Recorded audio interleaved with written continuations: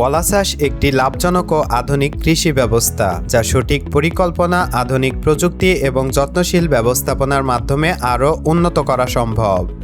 এই প্রক্রিয়া শুরু হয় মাটি প্রস্তুতির মাধ্যমে, যেখানে জমি ভালোভাবে চাষ করে উর্বর করা হয় এবং পানি নিষ্কাশনের ব্যবস্থা নিশ্চিত করা হয়। এরপর স্বাস্থ্যকর ও উন্নত মানের চারা নির্দিষ্ট দূরত্ব বজায় রেখে রোপণ করা হয়, যা প্রতিটি গাছ পর্যাপ্ত আলো, পানি ও পুষ্টি পায়। চারা রোপণের পর সবচেয়ে গুরুত্বপূর্ণ ধাপ হলো বাগান ব্যবস্থাপনা।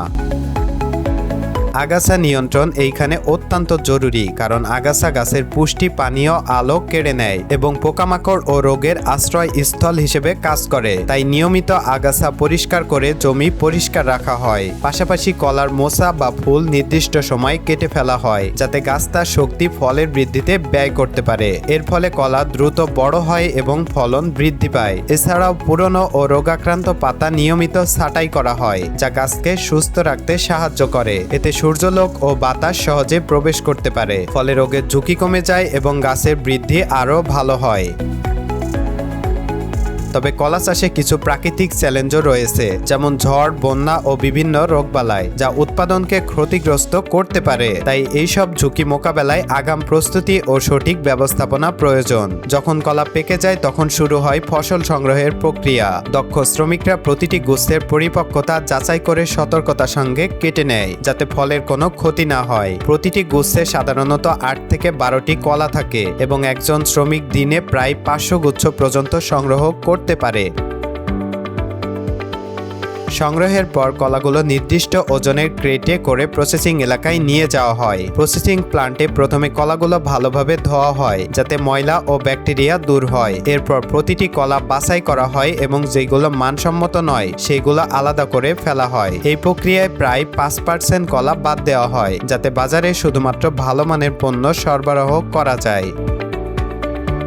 তারপর কলাগুলো ছোট্ট ছোট্ট গুচ্ছে ভাগ করে পলিথিন ব্যাগে ভ্যাকুয়াম সিল করা হয়, যা কলাকে দীর্ঘদিন সতেজ রাখে এবং এর স্বাদ ও পুষ্টিগুণ বজায় রাখে। আধুনিক কলা চাষে মেশিন ও মেকানাইজেশন একটি গুরুত্বপূর্ণ ভূমিকা পালন করে। বিশেষ করে কলা গাছ কাটার জন্য ব্যবহৃত আধুনিক মেশিনে শক্তিশালী মোটর থাকে, যা সহজে মোটা গাছ কাটতে পারে। এই মেশিন অল্প সময়ে অনেক গাছ কাটতে সক্ষম, ফলে শ্রম কম লাগে এবং সময় সাশ্রয় হয়। বড় খামারের জন্য এই প্রযুক্তি অত্যন্ত কার্যকর, কারণ এটি উৎপাদনশীলতা বাড়ায় এবং কাজের দক্ষতা বৃদ্ধি করে।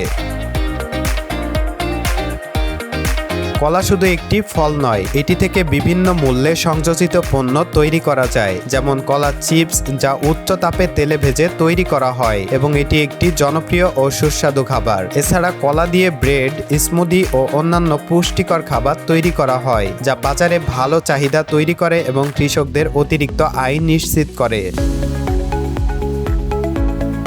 কলা গাছের আরেকটি গুরুত্বপূর্ণ অংশ হলো এর ফাইবার বা আঁশ। এই ফাইবার অত্যন্ত শক্তিশালী, নমনীয় ও টেকসই, যার শক্তি প্রায় 1500 নিউটন প্রতি সেন্টিমিটার পর্যন্ত হতে পারে। এই ফাইবার দিয়ে ব্যাগ, মাদুর, টুপি ও বিভিন্ন হস্তশিল্প তৈরি করা হয়, যা পরিবেশ বান্ধব ও টেকসই। প্রতি বছর বিপুল পরিমাণে এইসব পণ্য উৎপাদিত হয়, যা স্থানীয় শিল্প ও অর্থনীতিতে গুরুত্বপূর্ণ অবদান রাখে। এছাড়াও কলার আঁশ থেকে কাগজ তৈরি করা যায়, যা সম্পূর্ণ প্রাকৃতিক এবং পরিবেশের জন্য নিরাপদ।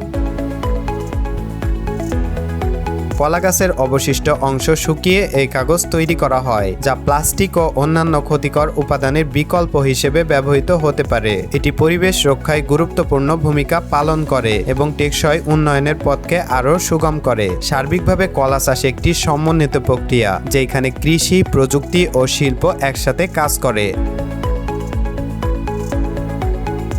সঠিক ব্যবস্থাপনা, আধুনিক প্রযুক্তির ব্যবহার এবং পণ্যের বহুমুখী ব্যবহার নিশ্চিত করলে এই খাত থেকে ব্যাপক লাভ অর্জন করা সম্ভব। তো আজকে এই পর্যন্তই। এমন আরও নিত্য নতুন ভিডিও দেখার জন্য টেক তরঙ্গ চ্যানেলটি সাবস্ক্রাইব করে সাথেই থাকুন। ধন্যবাদ।